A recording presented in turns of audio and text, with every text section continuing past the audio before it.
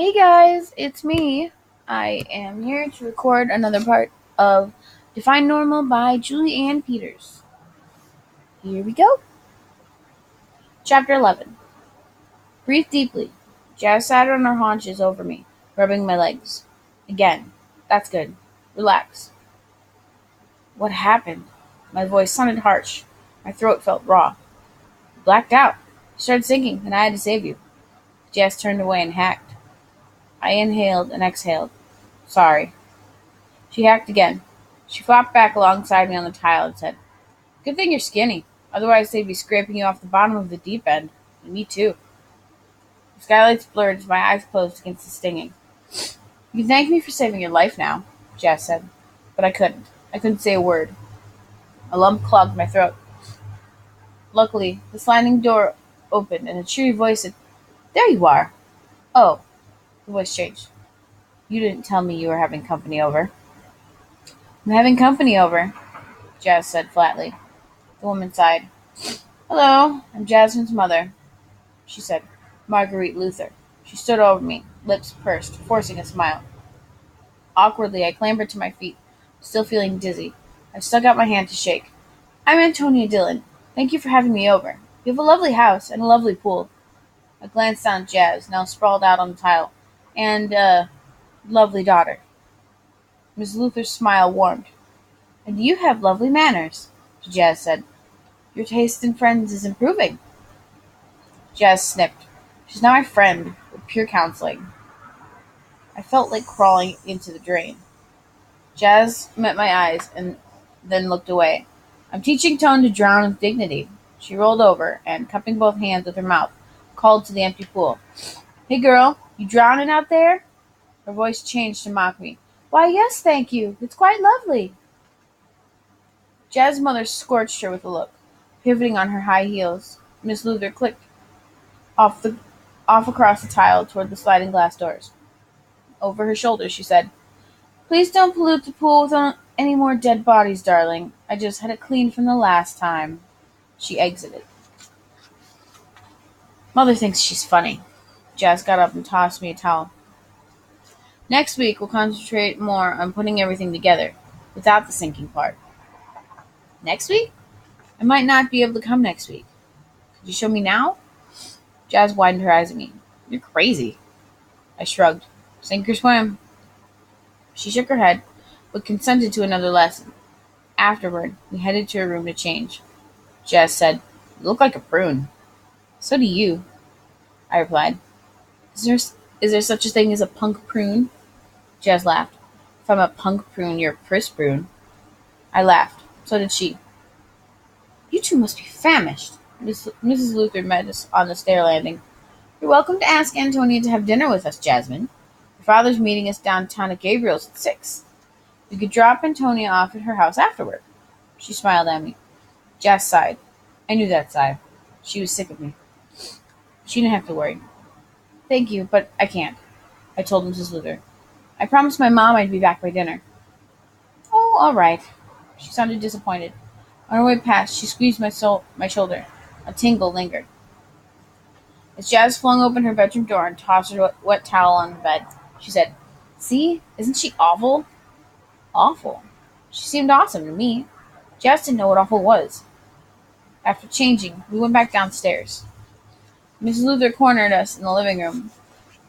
I can't let you wait for the bus in this weather, she told me. My gaze strayed to the front picture window, where a storm spattered frozen rain against the glass. Mrs. Luther added, You'll catch your death of a cold, especially with wet hair. She jangled her keys. Where do you live, Antonia? I'll drop you off. No, you can't, I screamed inwardly. Clear on the other side of town, he said. It's way out of your way. Nonsense. We'll just leave a little early and take a detour. Before I could object, she was gone. Jazz said, She's made up her mind. End of discussion. Beginning of nightmare, I thought. On the ride through in her brand-new BMW, Jazz's mother weaved in and out of traffic and cursed drivers. She had a real bad case of road rage. So what? I thought. At least she drives. Classical music playing on the CD was soothing, when Mrs. Luther hummed along with it. The sound was sort of hypnotic. After a while, I zoned out. Okay, I reasoned to myself. What could go wrong? Maybe in the dark, through sheets of sleep, Jess wouldn't see where I lived. Compared to her palatial mansion, my house was a slave quarters. When I tuned back in, Jazz and her mom were having an argument. Couldn't you at least wear something without holes? Mrs. Luther peered in the rearview mirror at Jazz in the back seat. You have an entire closet full of new designer dresses and suits. I wouldn't even mind if you wore the Levi's you brought last week.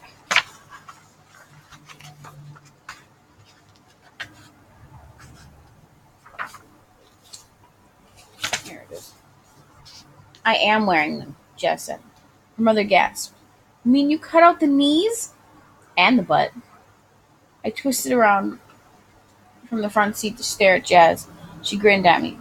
She'd taken care to cake on the black mascara extra thick. Heat from Mrs. Luther's white knuckles radiated through her leather gloves. Her hands clutched the steering wheel a little tighter. As we got close to my house, I noticed for the first time how the gate was busted and the screen door hung by one hinge. Here, I said quickly. You can let me off here. At least Mrs. Marsh's house was newly painted. I reached for the door handle, then hesitated. Something was wrong. It wasn't the peeling paint or the sagging porch. Our house was as dark as death. Chapter 12. Not even the TV flickered through the front window, which was strange. Michael always had the TV on at night. No lights illuminated the windows upstairs. The house looked abandoned. Unfortunately, except for the porch light, Mrs. Marsh's house was dark too. Doesn't look like anyone's home, Jazz's mom said. Jazz muttered, Duh. That's okay, I replied. They probably went out to eat, which was possible, since the car was gone. The car was gone? I freaked. Mrs. Luther said, Antonia, I don't feel comfortable leaving you here alone, especially if your family is out for the evening. Why don't you just come to eat with us? You can call your parents from the restaurant and let them know where you are. I'm sure they'll be back by the time we finish. Then I can meet them. My blood froze. No way. Never. Not in this life. I smiled at Mrs. Luther. Okay, do you mind if I change first? I still feel kind of wet. No, not at all. I yanked on the door handle.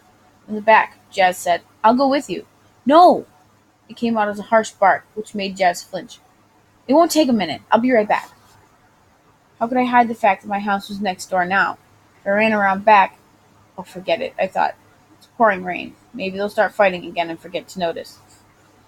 Racing to the door, I remembered I didn't take a house key.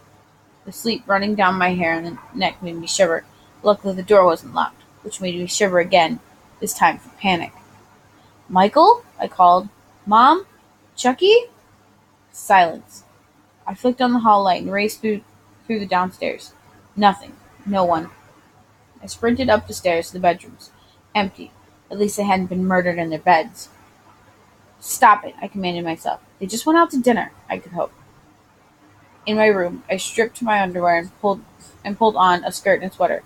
Hastily, I brushed my damp hair back into a ponytail. Michael? I called again, on the way down. Don't ask me why. The house smelled funny, like mold and garbage and cigarettes. I vowed, closing the front door behind me, that tomorrow I'd dedicate the day to house cleaning, if tomorrow ever came. Is your father in design graphics? Mr. Luther asked me. He and Mrs. Luther sat across the table from Jazz and me. I know a Tony Dillon at Omega Arts. No, sir, I said. He's how could I say roofer? Mr. Luther was so dressed up, so elegant, so rich. I coughed and sipped my iced tea, stalling. Jazz yelled, Hey, waiter dude, I need some ketchup. Father scowled at her. What? He sighed wearily. Thankfully, it distracted him, and he sawed off a hunk of prime rib. It made my mouth water, just to watch him chew it. He smiled. I smiled. Eat, Jazz elbowed me. Don't let your lobster get cold. Poked my fork into the lobster rail and tore off a chunk. Copying Jazz, I dipped it in a little cup of butter. The lobster melted in my mouth. Mmm. My eyes closed involuntarily. It tasted so good. Jazz elbowed me again.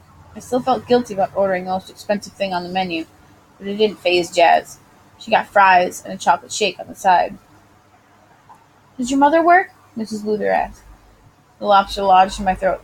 I nodded. She's a I swallowed. Image consultant.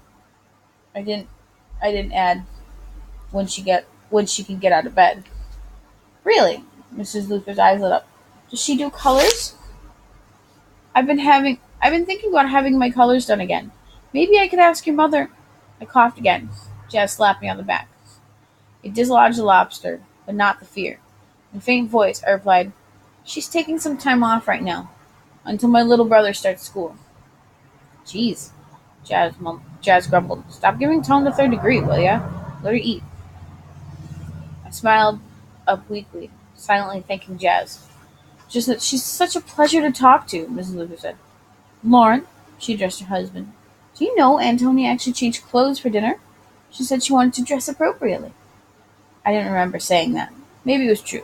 Or maybe I wanted an excuse to go inside to see if my family had been murdered. You look very nice, Mr. Luther said. My cheek burned. Thank you, sir. She has such nice manners. Doesn't she have nice manners, Lauren? You could learn something from Antonia, Jazz. Now I felt like crawling under the table. Jazz muttered, I changed for dinner too, in case you hadn't noticed. They both stared at her. Then, as if there had been a temporary time warp, they turned to each other. Constance acquired an original howl for the gallery opening, Mrs. Luther told her husband. She's extending the Native American exhibit through May. Jazz smirked at her. Under her breath, she said, Don't you just love them? Aren't they precious? My house was still dark when we pulled up a little after 9. No one had answered the phone. Several times I'd called from the restaurant, so I wasn't surprised. Maybe we should come in and wait with you, Jazz's mother said. Oh, no. No. I'm sure they'll be back any minute. I tried to sound reassuring to all of us. Is there someone you could call to come stay with you? Mother, Jazz sighed heavily. She's not a baby. Believe it or not, most parents trust their children enough to leave them alone in the house for a few hours. Mrs. Luther sighed heavily. It's not that we don't trust you, Jazz. We don't want you to be one of those horrible latchkey... She stopped. Her eyes met mine. Usually Mom's home when I get here, I said. Mrs. Luther exhaled relief, but Jazz muttered, Saved your butt, huh? It's okay if I'm alone, Mrs. Luther, I added. Really. I opened the car door. I don't know.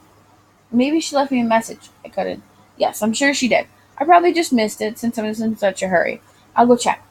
I slid out and raced for the door. The sleet had stopped. Now it was icicle cold. Or maybe that was me. On the way to the kitchen, I flicked on all the lights. A minute later, I ran back out to the curb. The passenger side window scrolled down electrically. Jazz had moved to the front bucket seat. Holding up a folded sheet of paper, she leaned in and said, I did miss it. It must have fallen off the fridge. They went to a double feature at the new mall. I thumbed up the street. They should be home any minute. Mrs. Luther hesitated. All right, Antonia, she finally said. You seem like a responsible person. Jess chuckled. Compared to me, she means. Her mother added, You can call me if they're not home by 10. I thanked her again for dinner. I thanked Jazz for the swim lesson. Yeah, no sweat, she said. As the window scrolled up, Jazz eyed the note in my hand, then looked back at me. She held my eyes. She knows, I thought. She knows the paper's blank. Chapter 13. I sat by the phone, waiting. What else could I do? Call the police? Call 911? Sure, and say what? My family's missing? The clock ticked and ticked. It got later and later, darker and darker. Every time the refrigerator kicked on, I freaked. Okay, Antonia, think this through, I said out loud. Let's say she finally got up the nerve to drive again. Where would she take 2 little kids on a Saturday night? There were tons of possibilities. The movies? Why not? Because we didn't go to the movies. Crowds made Mom nervous. How about the rec center? No, it closed at 8:30. For a drive? My stomach clenched. At night? Off a cliff? My head fell into my hands. Please, God, I whispered. Make them be okay. Just then the phone rang. I snatched up the receiver. Hello?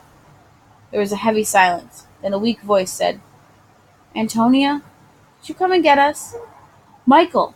My heart crashed through the floor. Where are you? Are you all right? Where's Mom? Is Chucky with you? Michael sniffled. Okay, I said calmly. Just tell me where you are. I don't know, he sniffled again. In a hotel. What hotel? Where? I don't know, he shouted. Okay, take it easy. Is Mom there? Michael paused. She can't come to the phone. A vision materialized in my head. A crashed car, a woman lying in a pool of blood, made me shudder, and I banished it. Can you see any name anywhere? Is it on the phone or the door? Is there any writing paper with the hotel's name on it? Look around, Michael. He said, I'm not in the room. I snuck out. A siren blared in the background, then a roar. A close one. Airplanes, I thought. He must be in a phone booth by the airport. Is there a neon sign anywhere by the hotel? There must be something. Look. I didn't mean to sound frantic. I can't read it, Michael said in a tiny voice. I don't know the words. Well, spell it. He spelled Wyfaerin.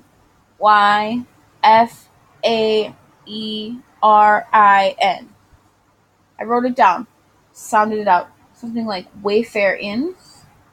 What else do you see? A bar across the street. We stopped there. Me and Chucky stayed in the car. A bar? Can you read the bar's name? No. Great, I thought. But I remember it, he added. Lucky Lady Saloon, Mom said. Lucky Lady, that's me, and she went inside. My heart sank again, this time with a thud. Good, Michael. Okay, I think I can find you. Is there a number on the phone? You read me the number. I had to ask. Is Chucky okay? Yeah, Michael said. He's asleep. He'll be scared to death if he wakes up in a strange place, I thought. Go stay with him, I told Michael. And Mom, too. Take care of them until I get there. Antonia, the weak, wavery voice returned. Yeah?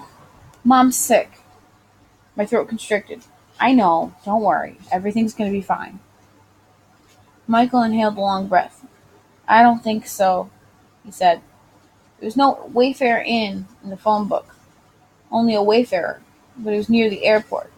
The Lucky Lady Saloon. I looked it up, too, and confirmed the location. How did they get clear out to the airport? And why? Where was she going? Why would she stop at a bar? She didn't drink. At least not a lot. Sometimes she used to go out for a beer after work with her girlfriends, but that was a long time ago. I wasn't even sure she had girlfriends anymore. I unfolded the bus map. Oh man, I thought out loud. It'll take me hours to get there. I'll have to transfer twice. Dad never let us ride the bus at night. He said the crazies came out at night. The homeless, the winos, the thugs. Like you care, I muttered. Why aren't you here to help? Then I lost it, waving the bus map at the ceiling and screamed, It's all your fault! If you hadn't gone and... The phone rang. I lunged for it. Hello? A familiar voice said, Tone? Hi, it's Jazz. Oh, I said dully. Mom made me call. Did your mother get home? She asked. My head reeled. I lied and said yes. She might not believe me. She might ask to speak with Mom. Mrs. Luther would, for sure. Then I'd have to lie again. So many lies. I hated lying. I was already going to hell for leaving Michael and Chucky alone today. So what difference did it make? It made a difference. I didn't want to lie to Jazz. I was her peer counselor. Antonia? Do you know anyone who drives? I asked her. She thought for a minute. Yeah. Great. I need a ride somewhere. Alright guys, that's it for this session. Let me know what you think. Leave a like, comment, subscribe, all that stuff, and I will keep recording these. Let me know what you want to hear next. I really would like opinions because, yeah. Alright, so thanks for watching, guys. Bye!